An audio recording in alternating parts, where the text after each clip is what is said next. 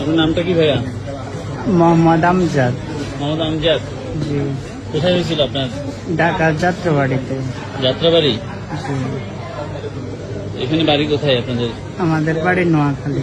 নোয়াখালী? জি। নোয়াখালী থেকে চিটাং পাঠিয়েছে? ঢাকা মেডিকেল ছিলাম, ওই জায়গায় খালি না দেখে পরে নিয়ে গেছিল ইয়াতে শ্যামলিতে। ওই জায়গায় ওরা খরচ বেশি চাইছে দেখে পরে নোয়াখালী থেকে নিয়ে গেছে। ওই জায়গায় পায়ের বুলেট বার করছে পরে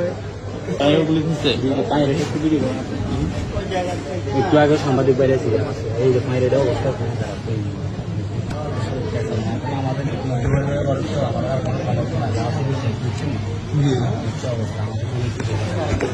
আমার বাড়ি এখানে জব করতে সাথে ওরা নিয়ে গেছে কর্মীদের বাইরে অবস্থা